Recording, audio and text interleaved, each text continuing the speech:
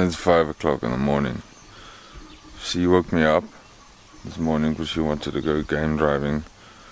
I went to bed at 11 last night, so I'm tired. It is a beautiful morning though. Look at that. Looks like there's two suns this morning. This is the reflection in the water. Okay, put up the tent. Come. Your job. Come. I'll make tea. She makes me do everything. The only disadvantage, me personally, to having a rooftop tent is that when you want to go out for a game drive in the mornings or in the evenings, you have to put the tent up. It doesn't take long, but you still have to do it. As you can see,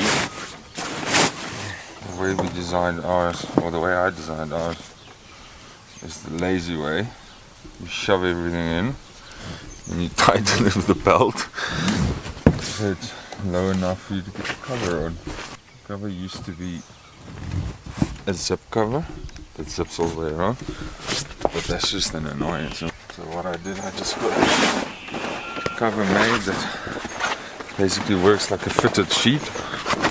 Just got an elastic in it that you just throw over it. Done? Yeah. Look what we have this morning! A fresh packet of rusks to go with our tea.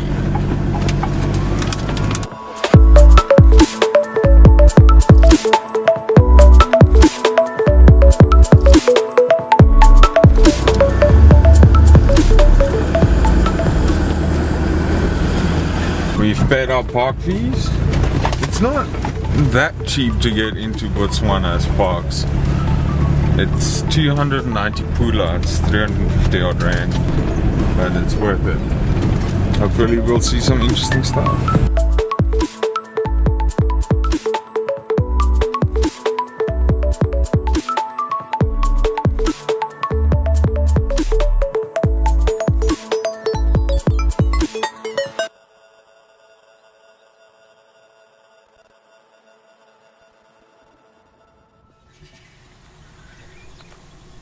Look at the croc, it's swimming right by him. So surprised that he doesn't actually go for him. Does crocs eat anything else? They're scabies, the hyenas of the water. Yeah, he's going to go for a tan now. These are African spoonbills because of the shape of their bills. And this is a fish eagle, which got that beautiful noise that you heard in Malawi so often. I hope you guys enjoy these animal shots we put in. If you do, hit like down below, it helps us out a bit. We were on our way to Ihaha camp, which is one of the campsites at the bottom of the Chobe river. And just before the turn off, there's a big black mamba that came right across the road. So it's gone under this bush now. But I got a few shots of it. It's big and ugly. It's the first time I've actually seen a mamba. They are extremely dangerous, very poisonous. It's neurotoxic poison, so it affects your breathing neuro system.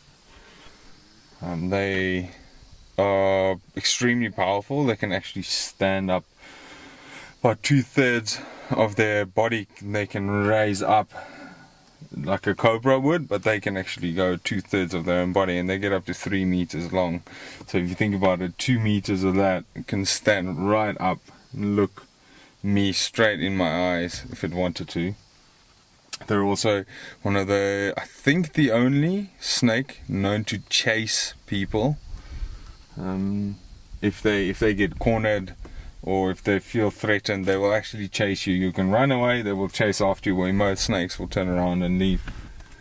You don't have much time when one of those big guys get you. Yeah, he's not coming out of the bush again, he's having a nap now. We are going to go check up Ihaha camp. The morning's been interesting. Tortoise, a snake, lots of birds, no lions, no leopard, nothing, not even an ellie actually this morning. Cheers snake, see you later. Hopefully not. Note,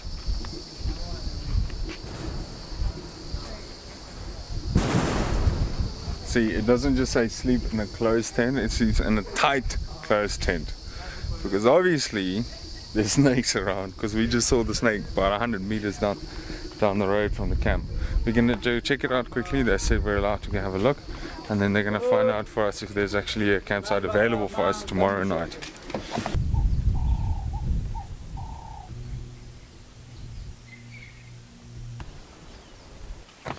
The campsites here are amazing. They said campsite 8, which is this campsite, is actually available for us tomorrow night.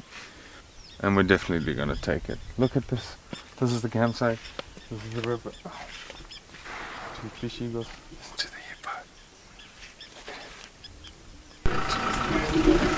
hippo. This is the problem with Chobe. We saw lions. 30 seconds later, 1, 2, 3, 4, 5, 6 cars in this tiny space trying to see the lions. And the worst thing is, there's people trying to take photos with an iPad.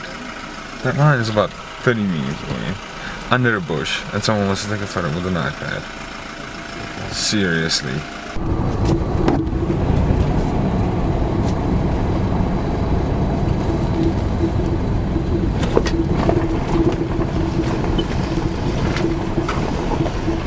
This is the thing I think both of us, but I love most about Botswana. Tar road, it's a highway. It's a normal highway. 2 elephants just walked across the road, standing on the side. Oh, this one doesn't have a tail, or it has a short tail. It might have been bitten off by a predator, like a lion. When it was younger. Look at that guy. Hey, how cool is that? Just sniffing us.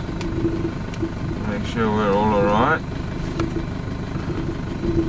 It's okay, buddy, we'll leave you in peace for snack. It's lunchtime. We're back at camp after a lovely game drive. Long. We started at 6 this morning and we ended at 12 o'clock. It was good. We didn't see any majorly good stuff. We saw some lions and tortoises, and we saw the black mamba, and that was quite nice to see. But we're back at camp for the afternoon because all the animals are taking a nap, and I decided I'm going to sharpen the knives quickly. Thought I'd show you one of my favorite tools that I use whenever I have to sharpen my knives, whether it's my kitchen knives at home or camping knives or my pocket knives or whatever it is. It's called a Lansky sharpening kit. Comes in a little red box like this. It's got all the little stones in here like this, which I have taken out already because I've already started. You get a bottle of oil, and there's different grades of stones. It starts with the 70 grit extra coarse, and it ends with the 1000 extra fine polishing stone, which essentially is almost smooth. It feels like a bench top, marble bench top almost.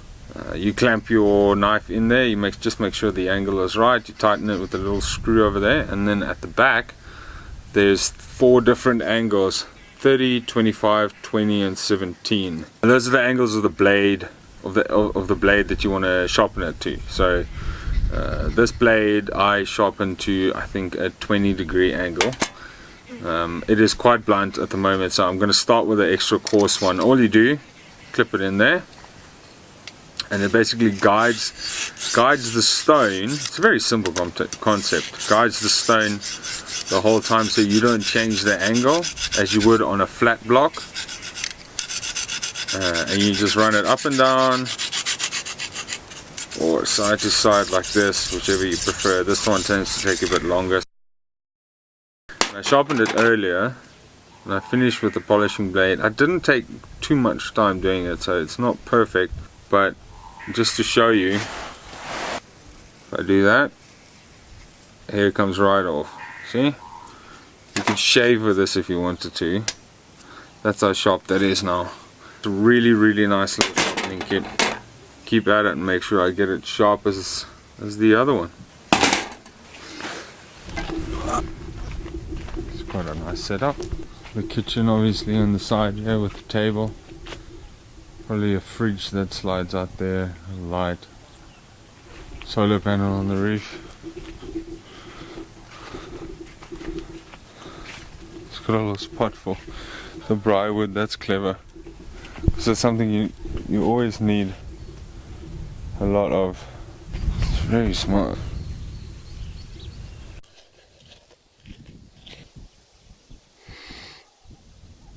The baboons are extremely well behaved. They don't leave the spot. They sit in front of the grass. They eat their seeds. They don't move into camp. They don't steal food. Best behaved baboons I've ever seen. But the pièce de résistance is definitely the hidden hide that they have. This is another viewing area. Right in front of the waterhole. Oh, please don't tell me this is locked. Why is this locked? Okay, here we go. Got the key. Make all that way down here. It's quite steep, so you have to hold on. Beware of all the frogs. There's a ton of them, you don't want to step on them. But essentially walk through this tunnel. There the froggies. Having a rest. When you walk through, look at the size of the beetle.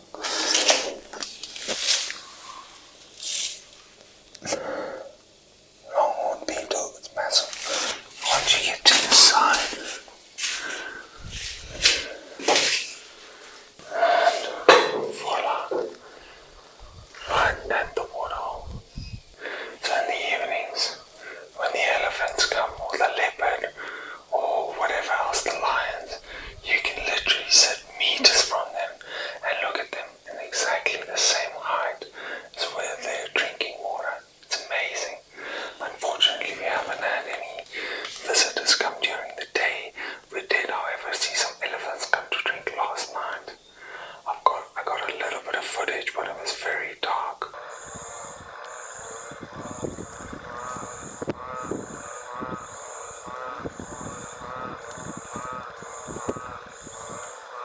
This is an amazing idea. Every place should have this.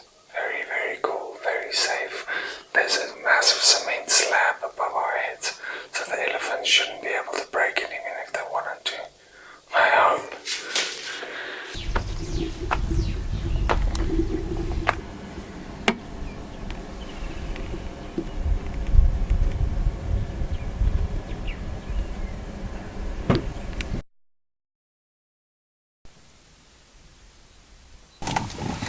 On our way home from the park, and on this dirt road between the airport and our place we stay,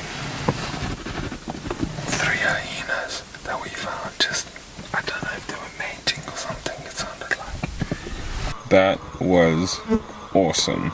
As we got turned off, just right off to the airport, there's a dirt road. And we turned in there, we saw buffalo and sable antelope, warthogs, 3 hyenas, and then we saw an African wildcat. That was really cool. I've never seen the African wildcat before. No, that's a lie, I saw one in Namibia.